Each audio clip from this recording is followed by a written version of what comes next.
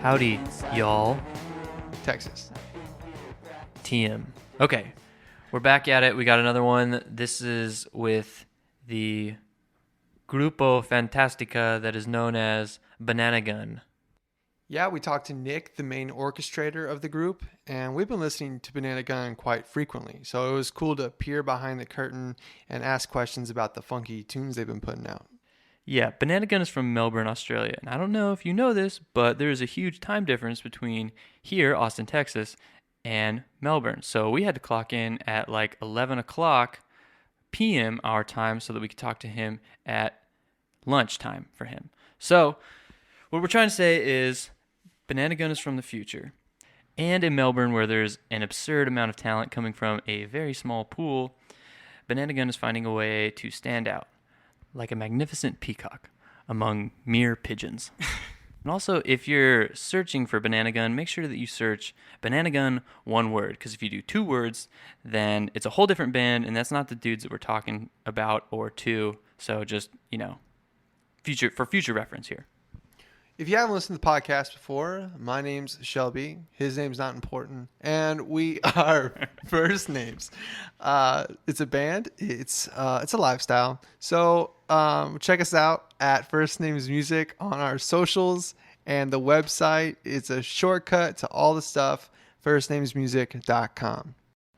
Waterloo Records is a place of dancing, a place of song, a place to spend U.S. currency. And there's a lot of things to buy, mainly records, but there are other things. If you are in the market to buy said things, you can go to their website. You can order stuff to be delivered to your house. If you live in Austin or you like driving long distances, you can show up and do curbside. They do that now. So just check it out. And also, if you're at the website, it's a great website. It's not like a trash can fire of a website, like a particular drive-in movie theater, which will remain nameless, that I tried to buy tickets for the other day that said that there was tickets for The Princess Bride showing at 8:30. And then I click on it, and then it takes you to another thing where it says, psych! So what I'm trying to say is just Waterloo Records is for champions. Next sponsor. Next sponsor, Monkey Nest Coffee. As you know, big fan. I was just there the other day. I got me and the fam some drinks, and I went in. Full disclosure, I didn't say I was part of the podcast, but I did use the 10% off Couch Radio keyword, and the barista knew what I was talking about. So, that feels like a big deal. Yeah. They just didn't even bat an eye. They're just like, oh, yep, we get this like, all oh, the time. Yeah, they looked kind of like at their little computer thing, and they're like, oh, I know where that is. That's Beep, nice. beep, boop, boop, boop, boop. Bing bong. 10% Beep, off. doop. Yeah. Yeah, that's Felt good. nice. That is It even cool. said it on the little screen, Couch Radio Pod, because it didn't have there wasn't enough room on the screen for all the letters. Yeah. But I saw what they saw. If nothing else comes from this podcast, Josh is going to save like a ton of money on, coffee. Coffee and other caffeinated items. Yeah, so worth it. Yeah, they have some other caffeinated items. Caffeinated crullers.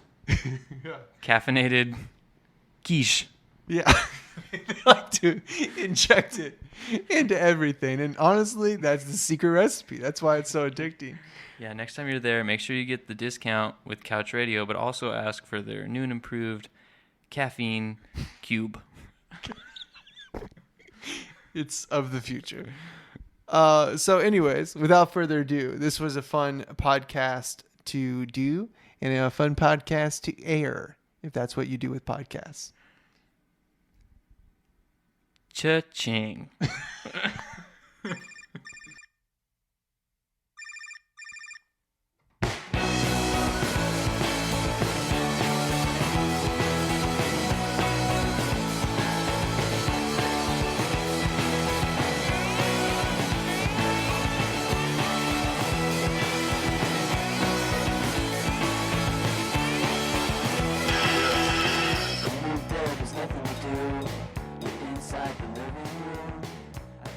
All right. How's it going? Good. It's freezing. It's freezing? It's super cold here, Oh yeah, it's probably getting cold there, isn't it? It was -3 degrees last night, but I live in the mountains, so it's really cold. I'm not a fan of living in freezing temperatures personally, but you living in the mountains of Australia sounds pretty majestic. So, thank you for joining us today to chat a little bit. And for anyone who doesn't know out there, we're talking to Nick, the band leader of Bananagun, which, of course, is his most recent project, and we're definitely going to get to that. But first, Nick, I was hoping you could talk about some of the bands you've been in leading up to this point. I played drums in a band before Bananagun called Flow. And before that, I was in a band, a 60s garage sort of band called Frowning Clouds. Yeah, it's interesting. Hopefully, we can get everybody else from Frowning Clouds because we talked to Zach the other day, so we're just going for past members of Frowning Clouds at this point. But They've all got awesome bands, so everyone does.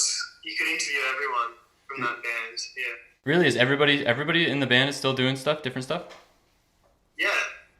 That's see that we dipped into this the other day with Zach, and it's interesting that it seems like the scene out there. It's like everybody's in like four different things, and you know, just weaving throughout the. I guess that's like the culture of Melbourne, that like all of these people are playing in different projects, and it's just so interesting that like so many of them are really good. So what's going on? Is that why? It's because it's the same people? It's really funny because it's not as many people as, like, from one person there's kind of like three projects, you know? Or Right. like if you look at any band, they're in like, I don't know, maybe 10 out of 50 good bands in Melbourne are all from one person or something, you know? Like it's there's lots of sleeping around. Yeah, that's so interesting. I don't know. It just doesn't seem like it's any scene I've ever been in is like that. But it's just really cool because it also seems like you get to like exercise, you know, your different demons by doing different types of stuff. Yeah, for sure. Did you ever feel any pressure to like, okay, like this is fun, but now I feel like I gotta go and make money or something like that? Like, you know, like I know starting out it's just hard to make money, so I just wonder if is that pressure there? Sometimes, I mean, more so like when I was younger, I still had a little bit of the sort of reminiscent idea of my parents. Both my parents fully support music, but they were like, you should probably have a backup plan. And as I've gotten older, I've kind of just felt more like if you have a backup plan, then that's too much. You've wasted too much time on the backup plan. That's like that could be the make or break sort of thing with your music. You know, you can't really afford to have a backup plan. You got to just be in it or not. I reckon. I don't know. Didn't Bananagun just start like in your bedroom basically with just you, and then now it's kind of transformed over time? Yeah, well, Frowning Clouds stopped playing, but I kept on making songs and stuff. But I thought, you know, I can't just keep making Frowning Clouds sort of songs, so try and change it. But yeah, there was maybe a couple of years where I was kind of unemployed as a musician, you know, sort of out of a band. And yeah, I just sort of slowly, I just felt like it would be best to just let it happen organically and not just start a band for the sake of it, you know. So I just kind of chilled for a couple of years, kept on working on songs and researching music, and that sort of just came out as Bananagun. So But yeah, no, so go I was ahead. always keen to have lots of percussion. That was the main thing really with Bananagun. Because every time I recorded music, it always sounded good with heaps of overdubs and percussion. So I thought that's like the most important bit for me. So got to bring that on, give it the spotlight. Mm-hmm. So I'm interested in like I guess just now we're talking about the beginning of this specific project. Do you remember anything? Was it just like a very organic, like it just started getting traction, or like do you remember how it initially started getting traction and how that went? Was it just you put it up on SoundCloud and it started getting picked up, or what was the process like for that? Well, I guess it's good having all the other friends that are like having a good network of friends that are in bands took a fair bit of that legwork out for us, but I guess I'd already established those sort of friendships with earlier. Right. So I just had a new band and just sort of hit the ground running, I guess, because we already knew what we were doing. Right. Like, already knew how to get gigs and all that sort of stuff. Yeah. Yeah. Yeah, and like everybody else who's playing in it in Bananagun, everybody's from different projects too, right? So that just probably just spider webs out the connections, right? Because everybody did something else. And so. Not so much with Bananagun. Stella used to play bass, but she's in Parsnip. But it was kind of a little bit. I think it's pretty rare to have a band where they're only in one band, but Bananagun's probably the main one. I mean, it's the only one I've been in where there's like it's everybody's main band. Oh, okay. I think that was kind of like because I've played drums in other people's band, and you know you always put your own project first, and it just gets a bit annoying when everyone's in like 5 bands trying to organize a time to practice.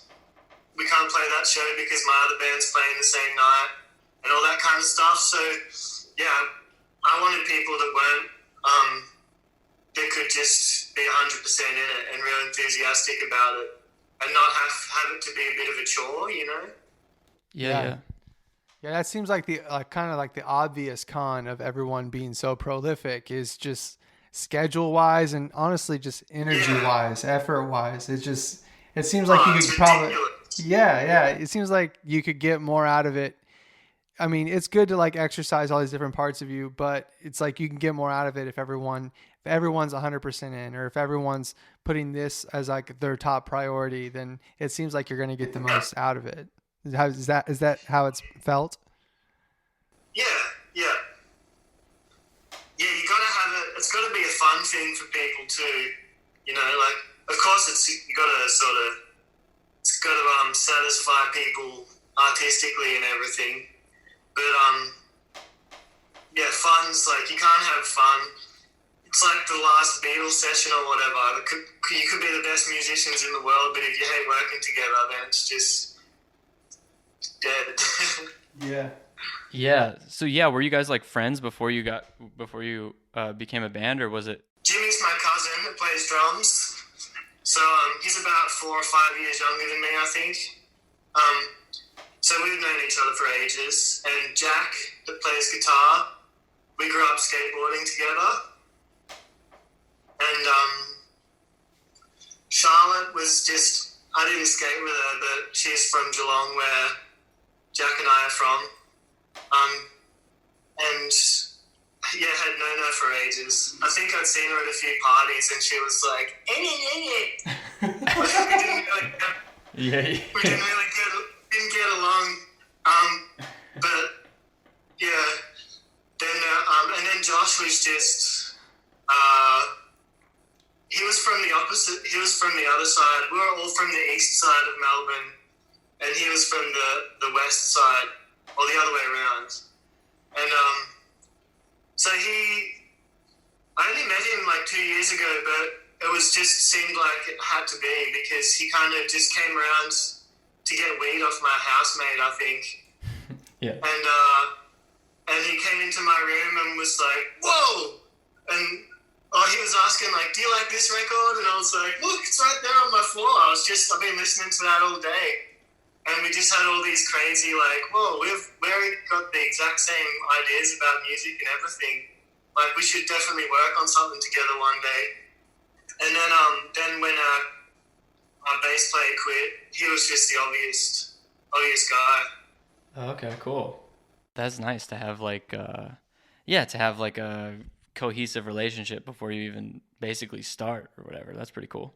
With it starting in your bedroom and you being like a multi-instrumentalist and doing all the parts yourself, was it pretty, I guess, fluid, just like everyone coming in and like showing them their part? Was that like, did everyone just like gravitate towards that well? Because I did read that it was different on this new record as far as like the writing process goes. Is that correct? Yeah, well I think that just got mistaken. What I was trying to say, I was trying to mean that like on the next record, we want to write more as a whole band. Just like the majority of the first album,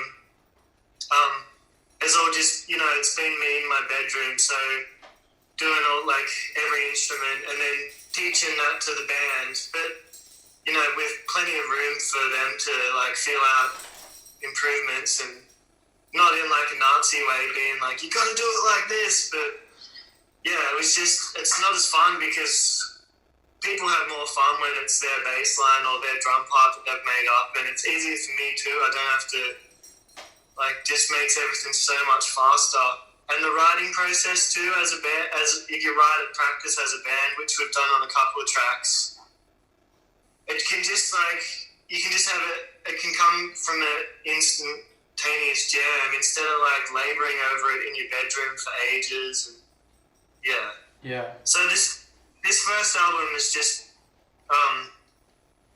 the majority is just kind of like my sort of ideas. But now that I've got the good groovy band and everyone's got awesome taste, and that'll filter through more on the next record.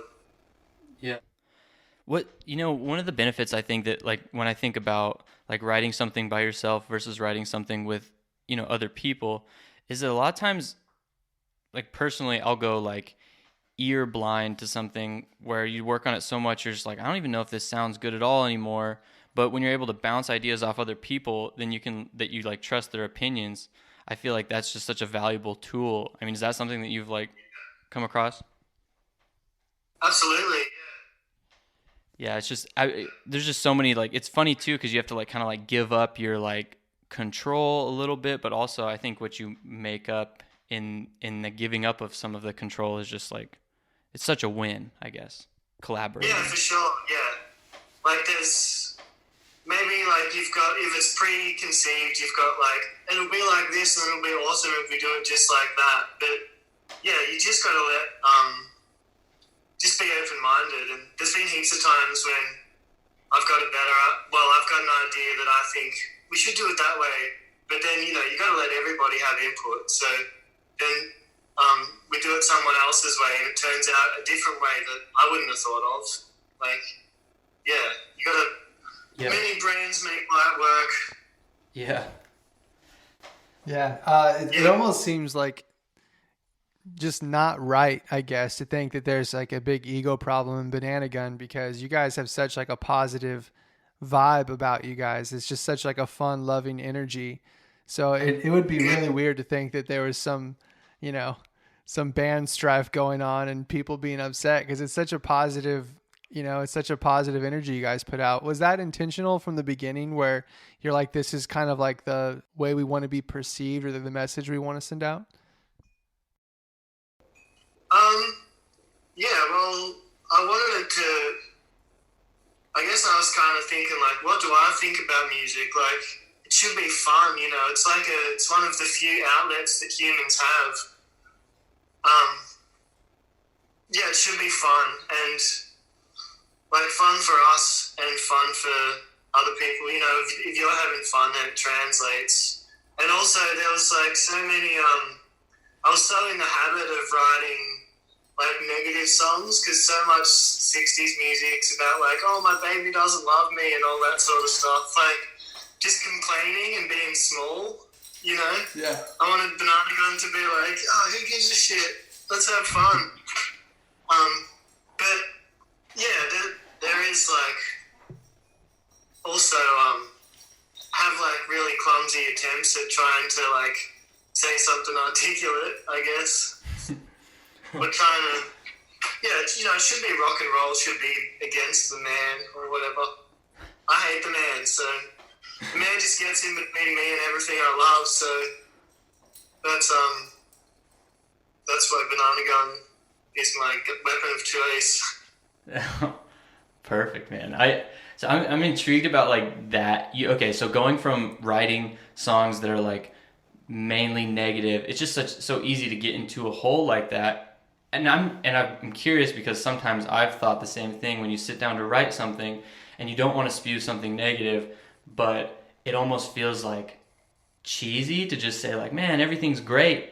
Like, Oh, for sure. do you struggle with that? Because I struggle with that. Yeah, I struggle with that big time. That's why you can't go like. I guess it's got to be. It's such a fine line because if you're going to say something positive, it needs to come from like a pure place. You know, you can't just be like. You can't just if it's just like airhead, like everything's okay. You got to be like. I guess you need to experience really bad stuff to appreciate really good stuff. And then, yeah. Like, I don't want to just be everyone's got sad stuff, like breakups and their own shit going on, but, like, the world doesn't need to hear about my back pages of my diary. Like, I'd rather, I don't know. I need you to answer these questions just as much as you guys need them. Right. It's so easy to write negative, and it's so popular to write negatively. And yeah, I mean, I feel like the Wiggles or something. If I'm trying to like, just have a happy song. Yeah. I like stuff where there's like a Donovan song, and it's just about like that one that's like. Just talking about, like, life can be pretty hard, but it's your choice if you want to be happy or not. Like, make up your mind and be happy. Right. That's kind of... Who's some of your favorite, like lyricists that you were, like, maybe drawn to, I guess from a younger age or, maybe even, like, right now, but just someone who wrote lyrics that, like, spoke to you in a way? So many, and for different reasons, I guess. I like Sid Barrett's lyrics a lot because it's just real badass and it's not like copying anything else. It's just total his expressions and anything that sort of just cuts through and touches you. I guess I like John Lennon's real simple, honest lyrics. Yeah. And I don't know it's kind of hard to think of on the spot. Yeah, I have a bad habit of putting people on the spot. I just didn't know if something stuck out to you. Because, like, I feel like when I was growing up, I didn't think a ton about lyrics. And then there's this band called Avett Brothers. Lyrically, I'm like, wow, this is like a whole new thing. This makes me, like, want to get good at writing lyrics. I don't know. So that's like people who just, like, stick out to me, you know? Yeah, I reckon I've kind of been getting more onto, because, Bob Dylan or someone that just has total mastery over words, you can listen to it and be like, whoa, he's saying some heavy shit, but I don't know what the fuck he's talking about. Yeah. Like, you have this sense that, like, there's something interesting going on, but you don't know what it means. I've been trying to just... like, less is more with lyrics, I reckon. Like, even like James Brown sort of style. Like, he says like maybe 8 words in the whole song, but that's all you need. Yeah. I think from listening to Bananagun, it seems like that would be, especially poignant in a band like you guys, because honestly, you're getting so much, just like the vibe of the music is so like, kind of strong, and it kind of like there might not even need to be any lyrics for me to be like, oh, I think I get what is trying to be presented to me here, like it's got a certain particular vibe and everything kind of also with Bananagun particularly to me just fits together really well, like even the band name and like the art surrounding your stuff and everything like that. Is that something that you try to consciously do, or is it just like, oh, it just kind of works because it's what we like? And well, I guess it was a conscious effort to be like, to have a strong vibe, and also just to do it all ourselves and not just, I've been in some terrible situations where you're just young and you get told to, pay this person to make your artwork for you, and you're like, all right, and you give them some money, and it's just like, that doesn't reflect us at all. I hate that. Right. So, and Jimmy's a good artist, so luckily it's like an in-house production line. And yeah, everybody's got to pull their part in the band. Yeah. I feel like that's such a value to have, man. Some like an inside, because it's true. We were just talking about this. Like if you go to an artist and you're like, hey, like we like what you do. Will you commission, a piece for our single release or something like that? And then I just feel like me personally, I would probably be like, man, it's okay, but it's not really what I was looking for. And then you're kind of like stuck with that piece. So like if you can control it, I feel like that's so valuable. If you have someone who can do it, that's so cool. Yeah, I guess that's where networking comes in too. Like Right. We've got good friends that take awesome photos and stuff. Like Jamie that did the sublation, he's done the photos on a few of our releases, and Yeah. that's usually our plan. Let's just get Jamie to take an awesome photo. We'll control it from our end as much as possible. Like make it so you just look at the photo, and then all you really need to do is put a border around it. Like think of a place that will look real cool and sort of looks right for the music, and plan the photo shoot a bit, I guess. Yeah, dude, I love like following the Sublation's Instagram, man. It's awesome. Like just like all of his pictures are so good, man. That's so cool. Yeah.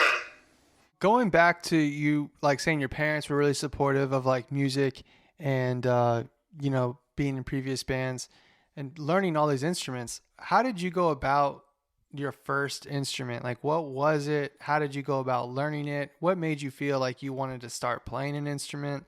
Because it seems like you play like a few instruments, right? You play like 5 or something? Yeah, probably. It's funny because there was always, Dad played in bands. Like he toured with the Ramones and stuff when he was younger. Oh, right. And so he always had guitars and basses and stuff in the house. I used to play Hit the Road Jack, but like have the guitar on my lap like a lap steel and play it like this, like ding ding ding ding ding. Oh, dang. And I got a nylon string when I was maybe for my 10th or 11th birthday. And I remember I was like, I wanted it to be like a skateboard or something like that.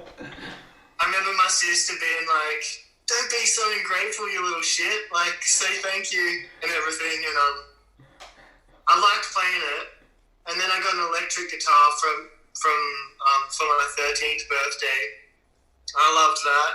Loved playing like Blink-182 and stuff like that on it. Yeah, naturally. For sure. But then after I got just so obsessed with skateboarding for ages, and I remember Dad being like, coming up and being like, I remember when you were younger, you used to say you wanted to be in bands. I was like, no, not anymore. I want to be a skateboarder. And then when I was like 16 or so, started hearing like Nuggets and all that sort of 60s stuff, and then that was when I got back into guitar and the Rolling Stones and the Beatles and everything like that again. Yeah. And it's cool, like all the music that surrounds skateboarding. I feel like that gets a lot of skateboarders to try music for the first time. Yeah, for sure. Or at least have good taste. Yeah. Right. Yeah. Did you ever do a skate video? Yeah. Did you make the music for your own skate video? No, we didn't. I want to do that though. I still want to do that now. I've got a project in mind. But it's not going to be like progressive skateboarding. It's going to be like an art installation with skateboarding and music or something. Dude, that sounds sweet. Yeah, that sounds great. It's gonna be cool. Like have people in big yellow Big Bird suits doing like Dogtown skateboarding, and we'll make the soundtrack for it. Well, I'm gonna pay money to see that. That Yeah, sounds dude. that sounds awesome. Yeah. We watched skate videos growing up all the time. We loved. Yeah. So I know what you're talking about. He even introduced me to like the whole like Dogtown and Z-Boys, and then like when the movie came out and everything. But we watched like the documentary, and then we were out in our driveways, and we were from Indiana, which is just like kind of in the middle of nowhere.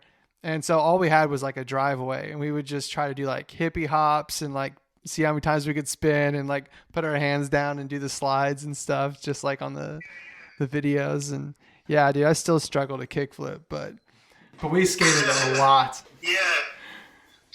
There's not much else to do if you're not like, if you come from a small town and you don't really get along with the jocks or anything, like you don't want to do sport, then surfing, skateboarding, and then if you don't do that, if you don't do, I don't know what the other kids do, like maybe drama kids or something. Right. Yeah. You gotta do something. So what's the deal with, you know, it's interesting talking to artists during this quarantine thing. It seems like I don't know, people are kind of thriving in it a little bit. You know, it's giving you some time and stuff. So, I mean, what have you been up to? Have you been getting really creative, making some new music, like kind of feeling less guilty about locking yourself away and like, you know, working on stuff? Yeah, it's just been, I mean, before all this, I was just like struggling on like real low income and having to work maybe just 2 or 3 days a week. But now I don't have to work and I get more money off the government than I was making before. So yeah, it's been an absolute blessing for me, and no one can come around and interrupt. Like you don't have the distraction of partying or anything like that. Right. I've just been, and there's a piano at this house where I moved in, so I've just been playing heaps of piano and drums, working on new tunes, listening to new music. Yeah. Cool. It's not often that the whole world just pauses for you. Not often, yeah.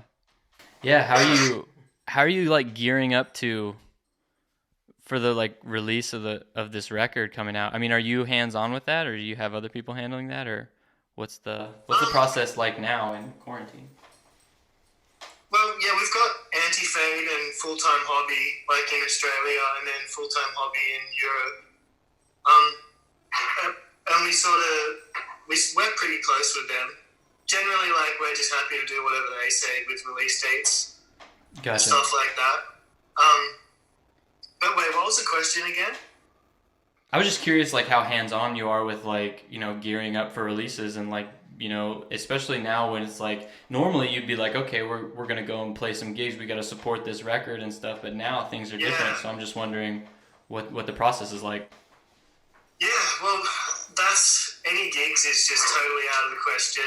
Right. I guess that's why, we were kind of like, oh, we should.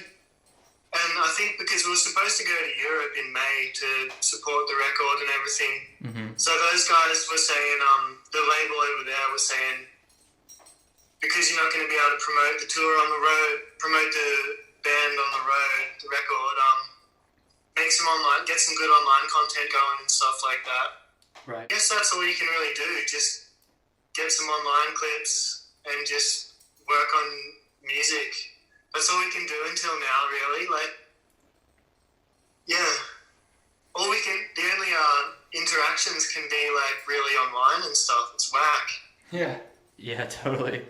Are you having any Zoom band practices or anything like that? Not yet. Yeah. Not yet. I think that's, like, would be pretty depressing. Like, pretty sad sight. Like, with all the lag and everything. Yeah. I couldn't hear anybody else, but, you know, could you guys hear me? Hey, you're supposed to come in on the two beat. I'm playing on the two beat. It's just the lag. Yeah, exactly. So aside from the tour promotion, like, you know, kind of getting canceled, not happening, I'm glad to hear that you're making the most out of this time with, you know, the government cheese and being able to work on your house piano and stuff. That sounds awesome. I don't want to take up too much of your time, but we like to end this episode with a couple songs that like you're into right now. And I know you have a couple playlists on Spotify on Bananagun's profile, so feel free to pull from there or just anything you're currently listening to, just whatever you would like to recommend to the people. At the moment, because it's coming into winter here, and I'm just living in like a little sort of cottage in the woods. I've been really liking Jessica Pratt. Have you heard her? Mm. Oh.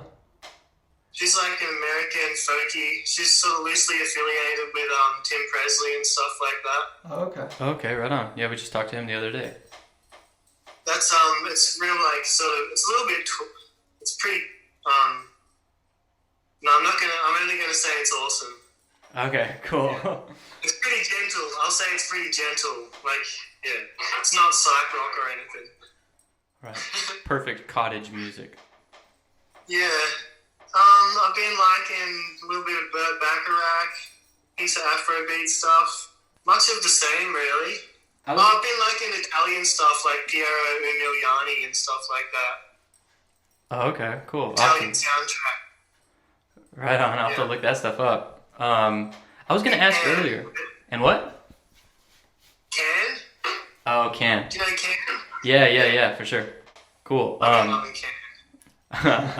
I was gonna ask. You mentioned like Afrobeat and stuff, and I, listening to your guys' music. You probably get asked this all the time, but is that stuff that you mean like Afrobeat and like bossa nova and stuff like that? It just seems like, oh, these guys probably listen to like are crate digging for Brazilian obscure records and stuff like that. Is that something that you're like that you go for a lot? Guilty. Yeah. Right on. Yeah. Yeah, for sure. I think it's sort of like there's heaps of good crossovers and amalgamations of I guess it all sort of starts with African slaves being in either like if you put African slaves somewhere tropical, it comes out like awesome Brazilian. If you mix that with the Brazilian style, it turns into Tropicalia and Bossa Nova and stuff. And I guess percussion is probably where it all comes down to percussion, and Africa is like the percussion epicenter. So there's heaps of little common segues from Brazilian stuff to African stuff, and then Cuban African stuff, and then I just like the big when it becomes like a concentrated thing like Afrobeat.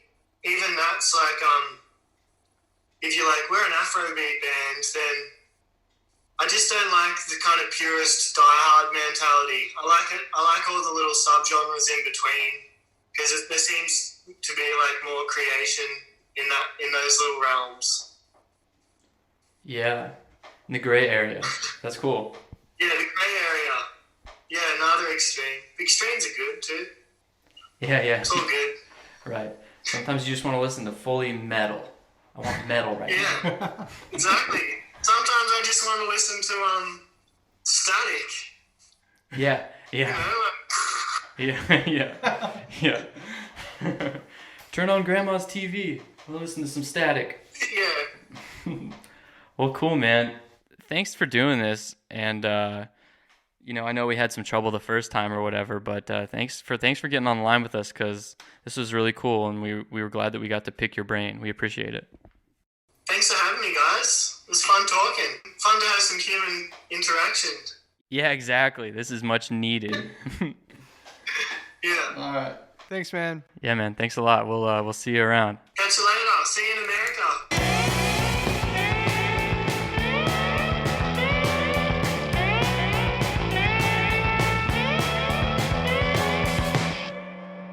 Okay, so as per usual, the podcast is brought to you by a myriad of, I'm sorry. The energy was low.